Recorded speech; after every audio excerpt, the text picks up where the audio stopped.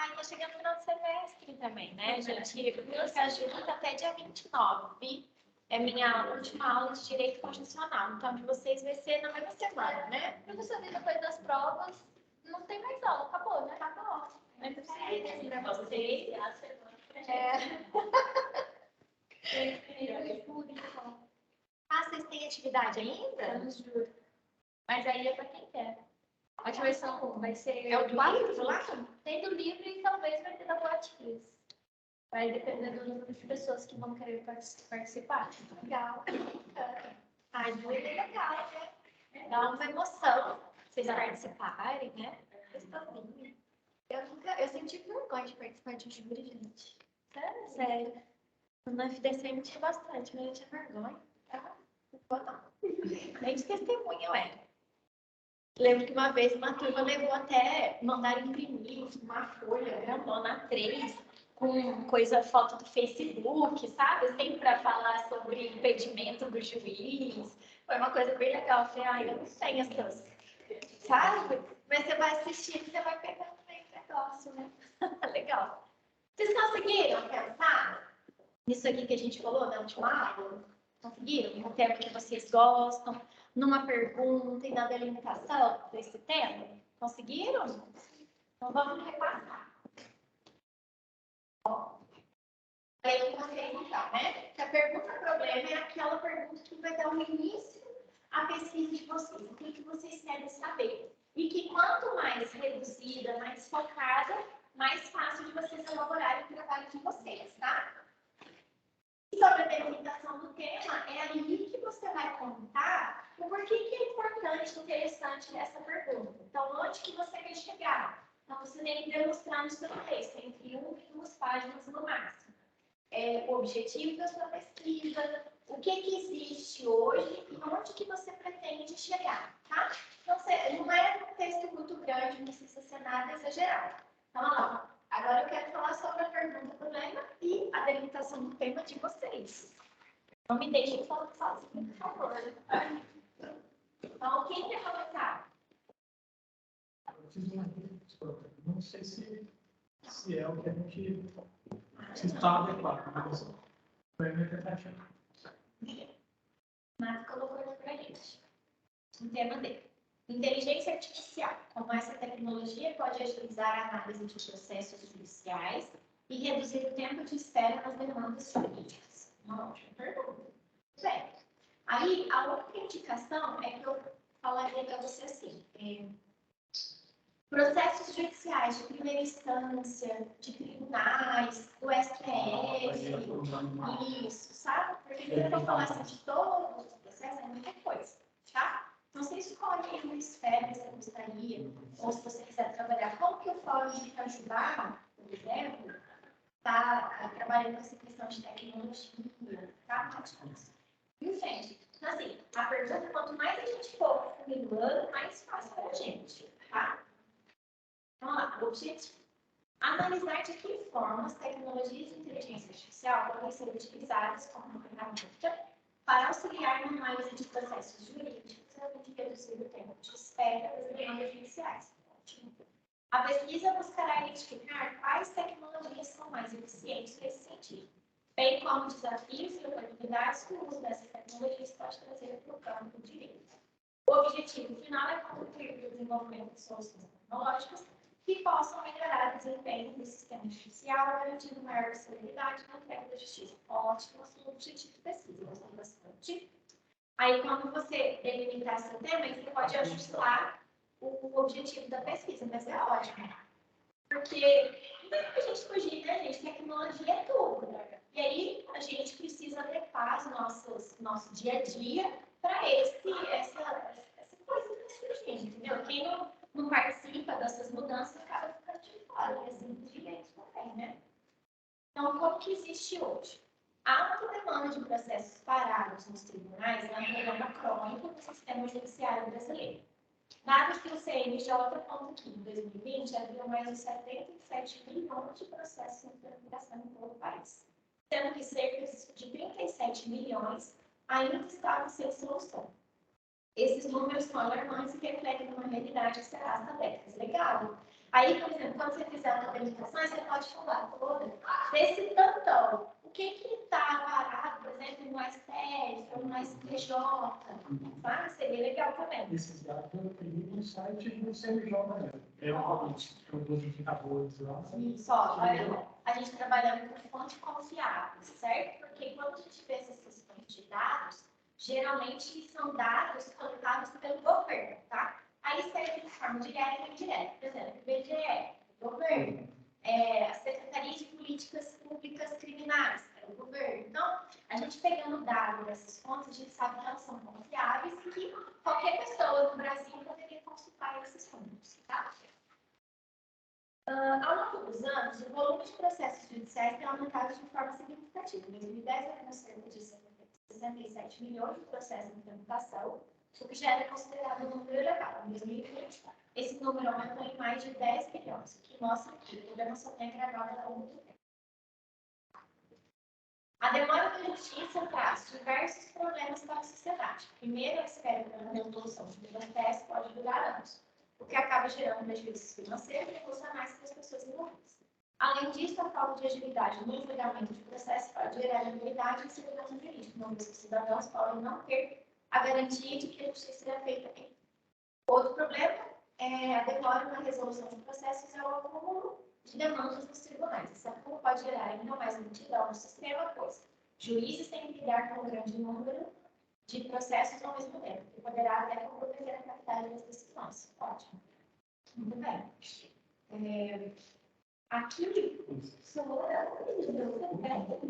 Aqui, ó, você falou assim, ó, esse cúmulo pode gerar ainda mais lentidão no sistema. Não, se você provar esse dado, porque assim, fica, isso é um fio inteiro, né? Então, por exemplo, aqui a gente está falando, assim de um fio, né? Mas, por exemplo, se você tiver como comprovar esse dado, fica mais científico, entendeu? Mais legal. Mas já tá ótimo. Se não conseguir comprovar, ele vai tirar.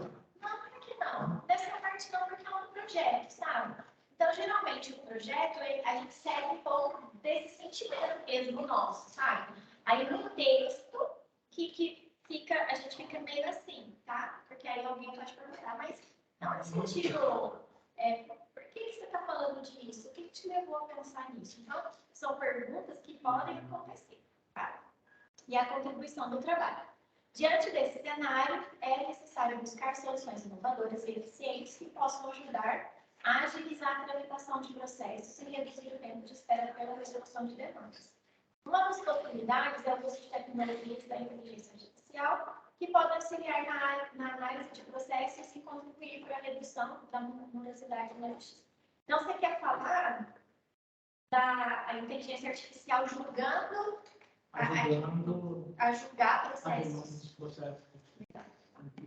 Nesse sentido, esse trabalho propõe uma análise de como a utilização de tecnologias da inteligência artificial pode otimizar o trabalho do judiciário com celeridade e eficiência, na automatização de tarefas repetitivas, a análise preditiva de processos e na melhoria das decisões judiciais. Esse trabalho também apresenta uma análise de como essas tecnologias podem ser utilizadas por juízes e advogados, auxiliando a análise de documentos e busca de informações relevantes para cada processo. Em suma, esse trabalho científico se propõe a analisar as possibilidades que o uso da tecnologia da inteligência artificial pode oferecer para agilizar a tramitação de processos e reduzir o tempo de espera, pela resolução de demandas e pode ser de grande contribuição para o desenvolvimento do sistema judicial brasileiro e para a melhoria de qualidade da justiça prestada aos cidadãos. Nossa, gostei de Renato, parabéns. Está escrito assim, bem legal, a gente consegue entender. O que vocês acharam? O que eu queria assim, não consegui entender tudo, né? Você não usou palavras muito difíceis. Eu achei que isso aqui é legal, ó, tá vendo? A gente aprendeu com o colega. Aí, quando você for falar do tema, por exemplo, inteligência artificial, como essa tecnologia pode agilizar a análise de processos judiciais e reduzir o tempo de espera nas demandas jurídicas. Eu gostei bastante do tema. Aí fica só a observação de se você conseguir reduzir mais um pouquinho esse tema, para ficar mais fácil para você pesquisar. E, por exemplo, uma dica. Você pode pegar outros países que já estão aplicando isso no projeto. Existe algum lugar do mundo que está usando a inteligência artificial para julgar? Aí você pode trazer, olha, isso está funcionando no país tal. Ou então falar assim, não está funcionando ainda, certo? Vai falar a respeito de como é a realidade hoje, se isso já consegue aplicar, ou se não está. Isso tudo vai enriquecer, tá? Mas a professora, assim, né? Ela está pela sempre mais. O aluno faz, a gente vai isso, mas tá ótimo, parabéns. Tá bom. Tá no caminho. Uma salva de palmas. Obrigado. Alguém mais quer ler ou quer que leia? Da última aula, não? Não, eu pensei em ler. Sério. Aí a gente vai pegar um pouco de ela tinha comentado que é uma coisa que eu gosto bastante, que é a reforma da Previdência. Só que assim, o meu título também está muito grande, tá? Porque eu queria falar sobre a reforma da Previdência, que é a Constitucional 103 de 2019, que foi a última que teve. E eu queria falar sobre o critério de fixação da idade mínima e o fim da aposentadoria por tempo de contribuição. Porque aí agora não existe mais esse tempo de contribuição para você se aposentar, agora é só a idade. Então, a gente vai trabalhar nessa linha de raciocínio, só que o meu título também. Pode falar. Eu coloquei tudo isso, sabe? O título, a reforma da Previdência profissional, uma avaliação sobre o critério de fixação da idade mínima e uma comparação. Eu tinha os dois médicos agora saiu esse tempo de contribuição e manteve agora somente a idade. Ó, vocês conseguem perceber que no Renato a gente consegue partir para uma coisa mais prática, mais dia a dia. A pesquisa da Gilmara, ela já ficaria mais assim, a gente chama de dogmática, mais utilizando dogmática. Porque ela não quer analisar a questão do foco científico. Você não quer analisar a questão prática da aplicação mínima. Você quer falar assim, de formas gerais, o que isso ela tem ali na sociedade em si? O que isso significa e qual seria o impacto, por exemplo? Então, no caso dela, se ela quiser fazer de uma forma mais abrangente, não teria problema.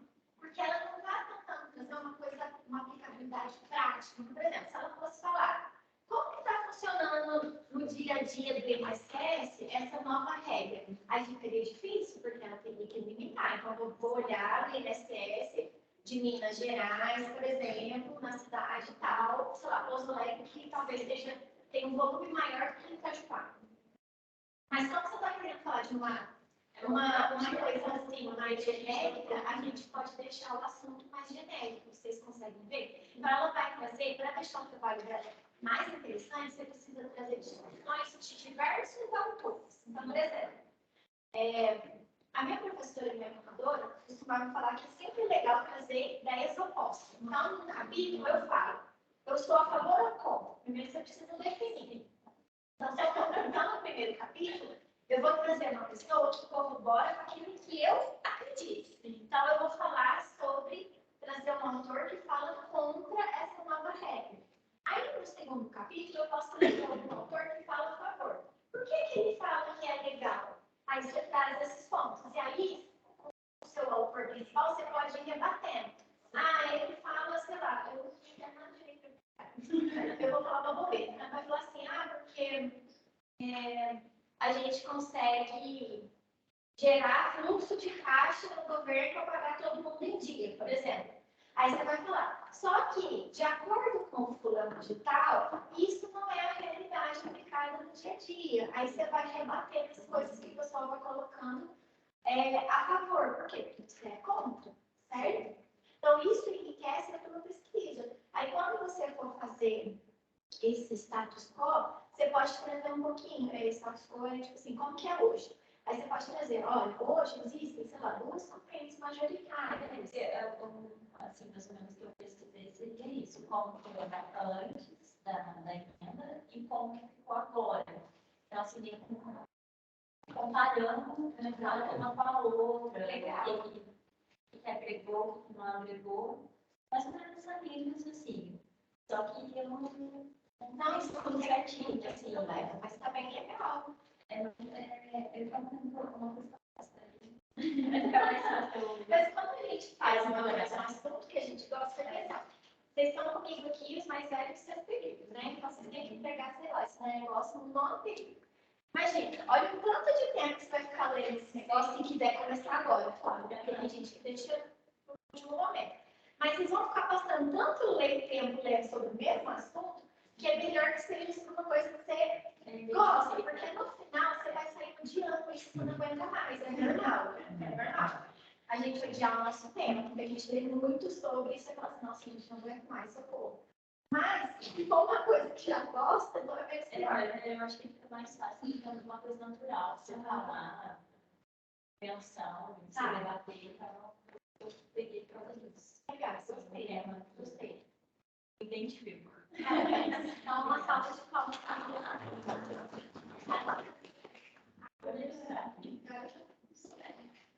Mas o tá palma, Tá. Sobre a herança digital, a sucessão dos bens digitais e a proteção do direito da privacidade do recurso. O desenvolvimento tecnológico vive seu auge, motivo pelo qual praticamente todas as pessoas fazem uso de alguma ferramenta digital em seu dia a dia, seja por meio de trocas de mensagens eletrônicas, seja pelo uso de redes sociais, seja com assinatura de documentos eletrônicos ou até mesmo pelo uso de moeda digital. Com o aumento do uso da internet e suas redes sociais, cada indivíduo se tornou proprietário de bens digitais de natureza personalíssima. Este cenário deu início a uma discussão da chamada herança digital. No ordenamento jurídico brasileiro não existe nenhuma regulamentação sobre o tema, o que acaba gerando inúmeras dúvidas e problemas aos familiares do falecido. Não há um consenso entre os doutrinadores se os bens digitais devem ser transmitidos, mesmo com o risco de causar uma violação efetiva do direito fundamental à privacidade dos recursos, ou se ele simplesmente deve ser descartado da sucessão, sendo esquecido ou deletado. O presente artigo traz um estudo de diversos autores sobre o tema abordado, buscando conseguir uma solução do conflito existente entre o direito da sucessão dos bens e refúgios e a preservação do direito da privacidade. Gente, que tema! Nossa, eu quero uma novidade, eu não sabia que tinha essa discussão no direito civil. Legal. Mas qual é esse título? Herança digital, a sucessão dos bens digitais e a proteção do direito da privacidade do recurso. Legal. O seu, eu acho que também vai ficar no estilo da Gilmar. Acho que você vai ficar mais numa discussão doutrinária ou você quer aplicar no dia a dia? Você falou, eu vou trazer diversos autores para falar sobre o assunto. Legal, legal. Então, eu acho assim, o seu, a gente consegue perceber que é igual a Gilmar. Então, você não precisa definir um espaço, um lugar. Mas eu acho que talvez você precisa se posicionar. Aí, a partir desse seu estudo, você acha que você vai ser a favor da transição ou contra a transição? Contra a transição. Tanto os bens não serve para bem. Quando é uma moeda digital, uma coisa. Você construir uma conta no Facebook ou no Instagram e lá tem conversas de outras pessoas com ele, contando alguma coisa, o sigilo. Então, eu acho que talvez, quando você amadurecer a ideia, trazer isso para o seu tipo. Porque aí, quando eu pegar, eu já sei, ela vai ser contra isso. Não, você não precisa falar contra, você pode falar assim, Não como transição, tipo isso? tipo assim, a gente pode falar, legislativo, Sucessão dos bens digitais e a proteção do direito da privacidade do recurso.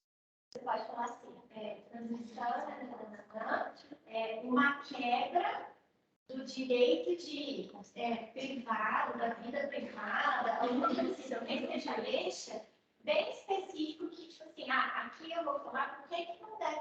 transmitir determinadas coisas. Então, isso também pode aparecer no contexto. Então, pode ser que dinheiro, né, ações, essas coisas, tudo bem. Agora, o que vocês é contra é a privacidade com relação às redes sociais, por exemplo. Né? Então, a gente pode pensar num título que envolva isso, falando dessa quebra de privacidade, uma dignidade social. A gente pode usar uns títulos assim bem chamativos. Mas eu gostei bastante. Nossa, seu tema é muito legal. Gostava demais. Aí, quando você encontra as dores, acho que talvez fique legal você fazer esse debate. Favor e contra. E aí, se você é contra, você pode, tipo assim, ir falando, é a favor, mas por que isso não cola, por exemplo? Isso, aquilo, sabe? Trazer argumentos que segurem essa sua mesma visão. Certo? Direito civil e constitucional, só que assim, eu acho que o meu tema ele é um pouco pesado, eu acho que a maneira que eu escrevi o título ficou bem pesada. Tá, fala pra gente. Abuso e religião, uma combinação infeliz. Eu acho que ficou assim, acho que um leitor chegar e Eu acho assim, deplorável, tipo, não, eu acho que faltou o direito no teu título. sério. Eu acho que é isso que tá faltando, porque, tipo assim, quando a gente começa a ir para esses caminhos do social, o meu professor me xingava muito nisso. Ele falava que, Jéssica, a gente não de direito, né? Não é de ciências sociais, né? De filosofia, né? Ele falou assim, então, assim, isso precisa aparecer no teu texto. Então, eu acho que o que está faltando no seu título é a pegada do direito. Então, lê para mim de novo o seu título. Abuso infantil e religião, uma combinação infeliz. Tá. A gente pode colocar assim uma coisa de ideias contrapostas. Então a gente pode colocar assim, direito penal versus direito à religião, 2 pontos. Aí fala para mim o que é que essa combinação infeliz, sobre o que você pretende falar? Então, eu estou lendo o livro Poder Simbólico do Pierre, que é a Machine. O Rodrigo me indicou aí. Para eu ter uma base de falar como o poder mexe com a cabeça das pessoas, no caso, porque do abuso infantil. É tão poderoso aquele pastor que todo mundo, vou falar com as minhas palavras, professora, que fica assim, meio que eles tapam com um pano quente e fingem que nada está acontecendo porque tem um poder na religião. Aquela pessoa é como se ela fosse Jesus Cristo. Tá. Entendeu? E o poder simbólico de Pierre, eu acho que traz muito isso. Acho que ele consegue separar entre o poder e a pessoa. Eu acho que é um livro muito bacana. E aí, na parte de poder, eu gostaria de citar o Pierre, né, esse livro. Só que na parte do abuso infantil, eu já não sei para onde correr. Entendeu? Então, eu acho que eu poderia usar o poder e mostrar como que isso facilita a religião a ter o abuso infantil dentro das igrejas, mas não sei ao certo como construir isso, como trazer isso para o direito, que é mais uma opinião crítica do que algo que realmente está em discussão, igual das colegas, assim, entendeu? Quando a gente pensa no direito, por exemplo, a gente vai agora para uma discussão mais filosófica, tá? Quando a gente pensa no direito, ele é uma ciência que tem muito poder, a gente fala. Por quê? Porque o direito é que regula, né? Se a gente pensar, a gente pode definir o direito como N coisas.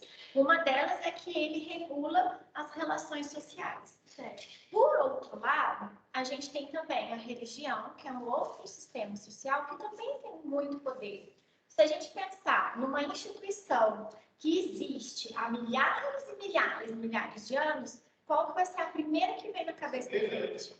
A religião, certo? Independente se ela é cristã ou não, a religião sempre fez parte da história do ser humano, né? Seja ela pensando assim nos elementos naturais, então a gente tinha lá os indígenas, né, os povos originários, que pensavam na natureza como a divindade, e aí depois isso foi modificando ao longo da história.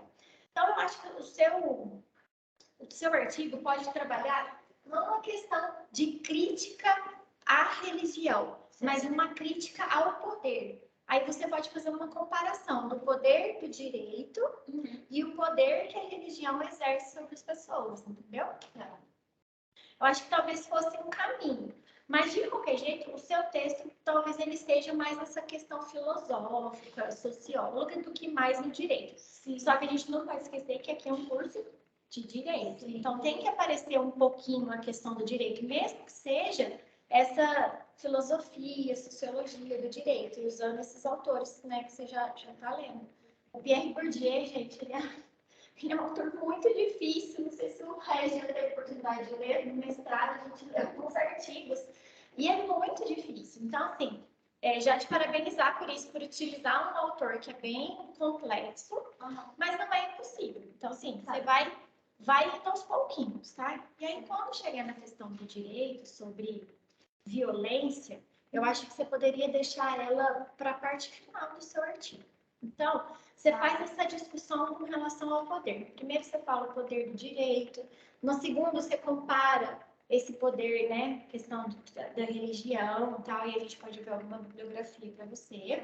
E aí, no final, você pode tratar um pouquinho desse tema, o que você quer, que é a relação do abuso sexual, né? Como que esses poderes, né, se aplicam no dia a dia, por exemplo, nessa questão de você não questionar determinadas coisas, mas é um assunto bastante delicado, tá? É um assunto bastante delicado.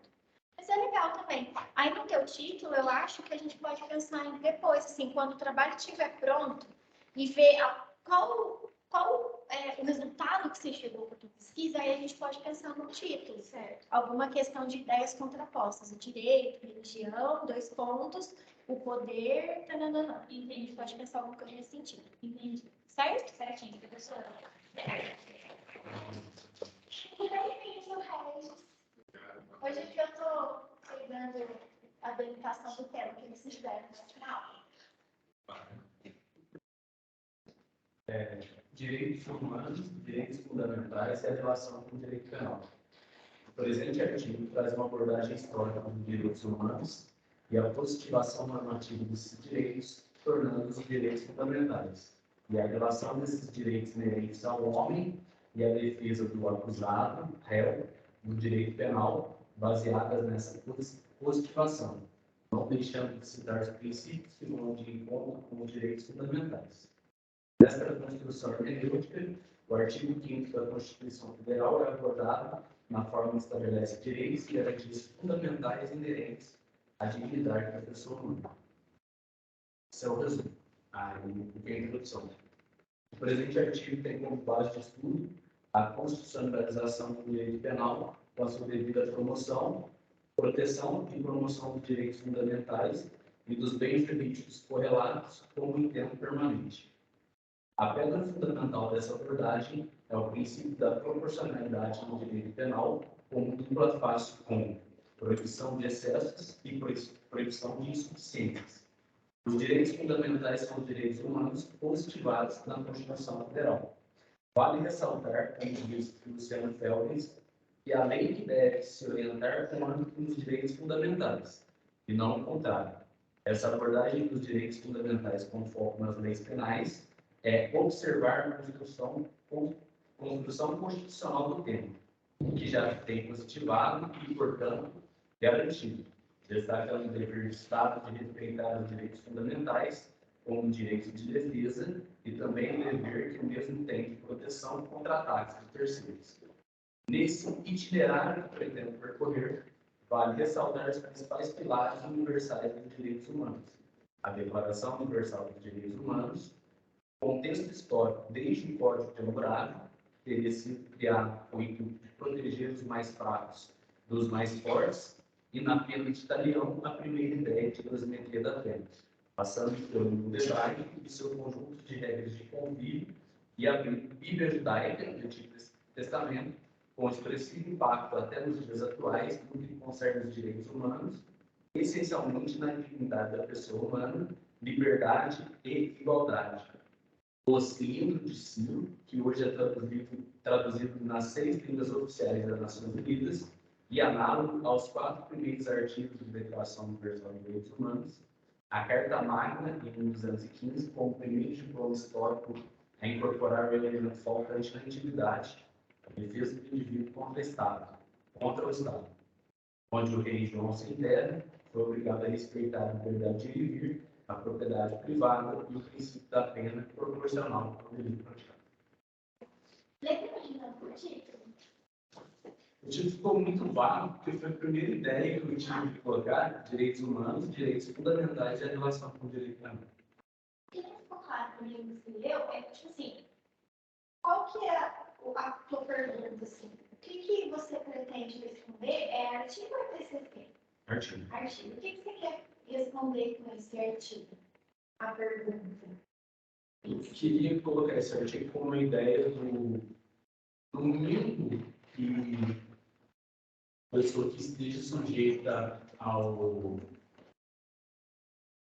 prisão ou seja preso, cair no sistema penal, o mínimo que essa pessoa deve conhecer dos princípios que devem ser respeitados, tanto a partir do momento da execução, quanto no momento da delegacia e processo. Vamos pegar esse o mínimo de base. E aí o que você pretende é fazer uma construção histórica. Sim, ele já foi uma questão histórica de tudo que já tem garantido pelo direito humano. Então, ó, é que eu acho que a gente tem muita coisa nova hoje em dia. Então, eu acho que ao invés de começar, sei lá tanto, muito, acho que você pode começar, talvez, na Declaração dos Direitos do Homem, do Cidadão, sabe? Na Declaração dos Direitos Humanos, da ONU. Porque eu acho que ela meio que concentra tudo que aconteceu para trás, e aí você vem dela para frente. Eu acho legal essa ideia da construção histórica. Então, o seu também vai ter uma aplicabilidade no dia a dia. O seu vai ser mais uma questão geral, uma discussão daquilo que já que deveria ser aplicado, que já existe e deveria ser aplicado. Então, eu acho legal também. E aí, a gente tem bastante autor contemporâneo que fala dessas questões da humanização do direito penal, né? Aí a gente gostou de professor Rodrigo trazer algumas indicações de livro. Eu gostei bastante. Acho que só no seu título a gente precisa deixar mais claro isso que você pretende responder. Então, a gente pode colocar sempre, como você falou mesmo, garantias mínimas dentro do direito penal. 2 pontos, por exemplo. E aí a gente constrói esse depois a partir do teu texto. Mas o teu problema é legal. E aí você pode colocar, o que você pode fazer na justificativa, o que existe hoje? Acho que você pode trazer. Por que você acha que não existe um mínimo de tratamento de direitos humanos hoje? Aí você pode, sei lá, trazer algum caso midiático, ou alguma questão que te chamou a atenção. Você fala assim, nossa, aqui ficou comprovado que não se tem respeitado esse mínimo de direitos humanos quando a gente fala de direito penal. Porque eu acho que fica para o leitor mais claro, ainda mais aqueles que não participam do mundo jurídico, entender por que é importante a gente falar disso. Porque, ó, quando a gente liga TV, né, fala lá, que hoje não pode, sei lá, sair mais algemado.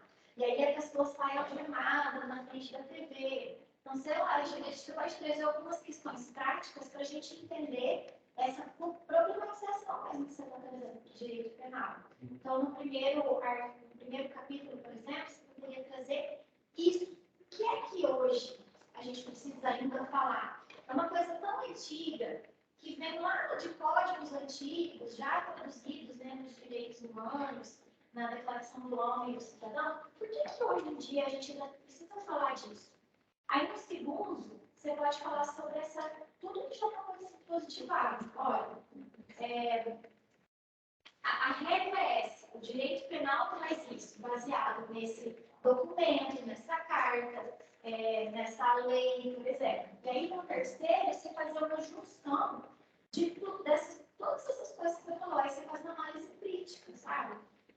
O excesso do Estado, despreparo, talvez, das pessoas que vão cuidar, né, dessa parte administrativa. Então, assim, o policial não está preparado para isso, o Estado não garante equipamento de trabalho, de proteção para eles. Aí, no terceiro capítulo, você vai fazer uma reflexão crítica mesmo sobre tudo isso que você estudou. O que você acha? Aí, uma dica, quem for escrever no salvo, porque tudo que eu escrevi estava no salvo no automotivo para perder. Mas alguns pontos que você está colocando, para falar um pouco sobre isso. Qual que é a dificuldade que você vai encontrar nas áreas de bibliografia? Vamos lá. Entendo que a pesquisa, ela precisa partir das evidências que a pessoa dessa está fazendo. Você entender de onde você vai sair para onde você pretende chegar. E aí, depois que você estabeleceu o sumário, você fica atrás das obras. Então, por que a questão do corte histórico não ser um código biográfico? Você encontra literatura e Google não é literatura. Você tem que encontrar obras, você tem que encontrar pesquisadores que escrevam sobre o assunto. E essa é a minha tese. Eu utilizei como referência a Magna Carta de 1215, a história. Já não foi fácil de encontrar sobre isso. E veja assim, para todos, né? Para vocês começarem uma investigação, que é uma pesquisa, vocês têm que ter uma pergunta. O que instiga? O que faz você pensar para que você escreva sobre isso? Essa é a questão, é a problemática que a gente chama. E aí, depois de definida a problemática, é que nós vamos partir para os outros elementos, que são os nossos objetivos. E os objetivos buscam o quê? Responder à problemática, trazer soluções daquela problemática apresentada. Então, pense nessa receita de bolo, né? O que instiga, elaborar um bom sumário, entendo que um trabalho completo ele busca, no primeiro capítulo, como a professora Jéssica disse, uma parte histórica, para entender de onde viemos. No segundo capítulo, a questão da positivação, que é o que nós temos de legislação sobre isso. E o terceiro capítulo é o que te instigou. Ali você vai trazer a sua pesquisa. Aquilo que você traz como proposta para a academia, daquilo que você entende que é importante. Uma questão de linha existencial. Vai encontrar muita literatura falando sobre isso. Define pelo núcleo interrogado, que é um conceito similar de língua existencial, mas está relacionado ao língua existencial. Na verdade, uma potente, né, anda paralela à questão do língua existencial. Esse importante essa aula que a professora está fazendo, porque para a gente lembrar de algumas coisas da época do doutorado.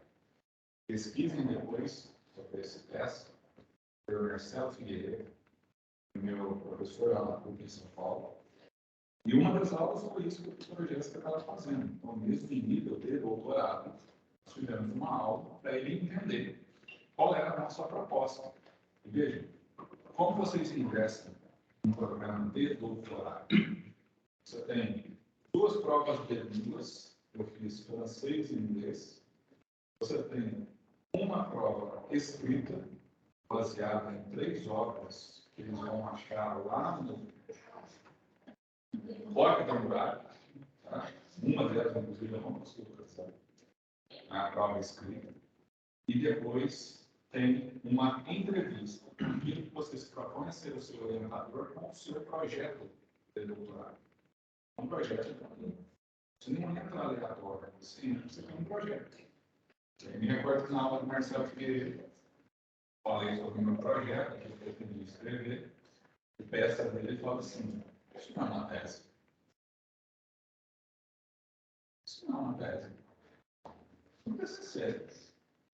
Por quê? Qual a diferença de um trabalho, de um artigo científico, de uma pesquisa que vocês vão realizar, para uma tese? Ele tem que ser inédito. A pesquisa tem que ser inédita. Então, aquilo que eu escrevi, ninguém escreveu da forma como eu escrevi. Pode ter sido semelhante, mas não como eu escrevi. tem que ser por isso que ele falava. E aí você já fica com aquele ranço do professor. Né? E fomos para a banca de qualificação e eu falava com a presidente Maria Garcia e o Peça. Na época, a Flávia já estava no governo do Temer, como secretária de Direitos Humanos. E aí, algumas coisas que vocês vão ver que é muito diferente da nossa realidade interior, local. Vocês têm acesso à coordenação. Lá não. Você tem acesso ao assessor. Não fala com o professor, fala com o assessor. Quem dava aula com o Marcelo Figueiredo era o assessor. Marcelo Figueiredo, a aula era das 8 que dia. Ele chegava, mais ou menos igual mais ou menos igual ele fez agora. Ele pescava qual que era o assunto, fazia o fechamento da aula. É isso que ele fazia. Porque quem dava a aula era o assessor dele. E não foi diferente em relação à minha tese, que já tinha 300 páginas, e quem leu o meu trabalho foi o assessor. Como ele não concordava com a minha linha de pesquisa, só bateu, né? Só bateu. Falando que não é matéria, que da linha do trabalho, tal. Só que eu tinha passado pela Maria Garcia, passou para ele, e aí aquilo. Vocês não vão ter essa oportunidade, né? Mas eu fiz a minha. Você tem um tempo para a defesa da sua tese. Aquilo que você está na qualificação também tem um de oratório. Já fez isso na sua você teve agora. Eu conto o caso do meu mestrado ali. Fiz a defesa, bateram, Maria Garcia foi super gentil, muito inteligente, muito gente boa. Flávia pensou em fazer perguntas por ser meu levantador. E aí, nesse momento, eu saí, candidato, saí, trabalhou, eu filmava ela só. Nós saímos, mas eu deixei no celular gravando. Queria saber o que aquele peça ia falar no momento que estavam só eles. Eu não sei se ainda tem a gravação, porque ele tem celular e tal, mas eu me recordo dele falar para essa, ô Flávio, está aqui o livro, você levar para o presidente Temer. A Flávia, tá. Mas vamos falar sobre o trabalho? Você fez algumas críticas ali e tal, né? Não, Flávio, tá ótimo o trabalho, você sabe que a gente tem que bater, né?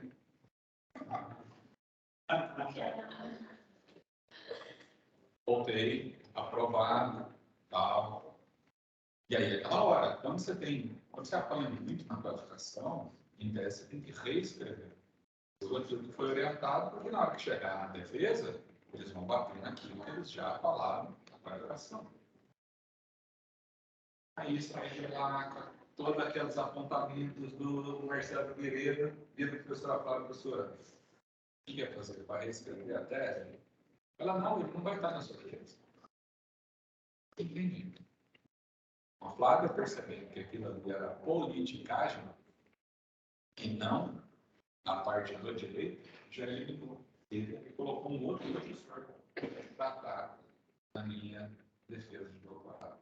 Só para vocês entenderem, tá? Aqui na graduação não há qualificação, mas vocês terão que apresentar um projeto, que a Jéssica está ensinando para vocês, esse projeto tem que ser aprovado, vai ter uma gravação, vocês depois terão que fazer a defesa desse TCC, e ele pode ser aprovado ou não. Tá, pessoal? Entregar o trabalho não quer dizer que serão aprovados. Claro que o orientador, ele é co-responsável. Então, dificilmente ele deixa ir à defesa um trabalho do qual ele não tem uma perspectiva de ser aprovado, porque é o nome dele que está em jogo também. Mas é claro também que ele não escreve o trabalho por vocês. Então, se o trabalho estiver ruim, vai ficar ruim, poderá Jéssica. O candidato tal é limitado, porque ele consegue produzir é isso. Você tem a liberdade de poder tomar a sua decisão, ou então podemos reprovar e ele corre atrás de quem escreveu o trabalho dele. Já ouvi N colegas falando em nível de TCC, de mestrado, de doutorado, da mesma forma. Por quê, pessoal?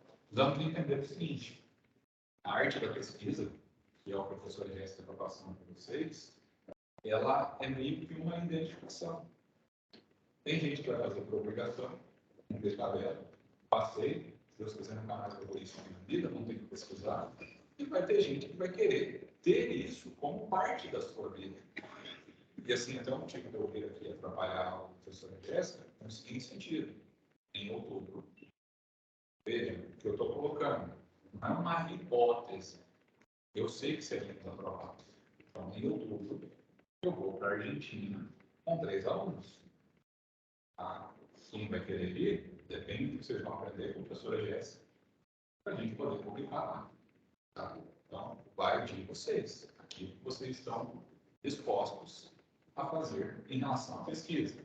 Assim como já foi com o Gustavo, foi com a Gilmar, em relação ao artigo que eu defendi lá no Chile no passado, vai acontecer novamente agora, de 12 a 15 de outubro, em Buenos Aires. Bom, igual. Imagina. Só vou passar com vocês mais um único ponto. Aí, eu só para encerrar, parabéns, viu, pessoal, pela pesquisa de vocês. Não consegui ouvir todo mundo, mas vai ficar a tarefa para a semana aqui, para quinta-feira. Aí, quem quiser, traz, porque aí quem eu não ouvi hoje. Ah, tá. Quem eu não ouvi hoje, eu ouço quinta, tá bom? Então, bom, eu acho que nem vou começar, porque a gente vai falar sobre hipóteses, tá? Eu falo então da quinta, pode ser? Pode. Então, beleza. Obrigada, viu, gente?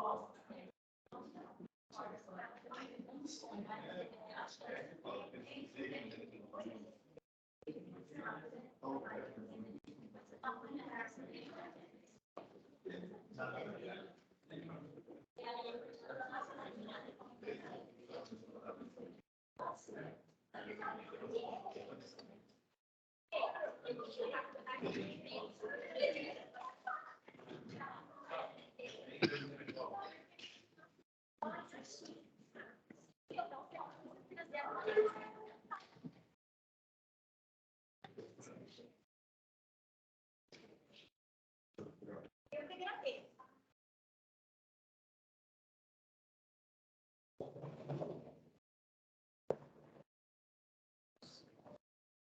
Aí a gente coloca 2 pontos e último tempo.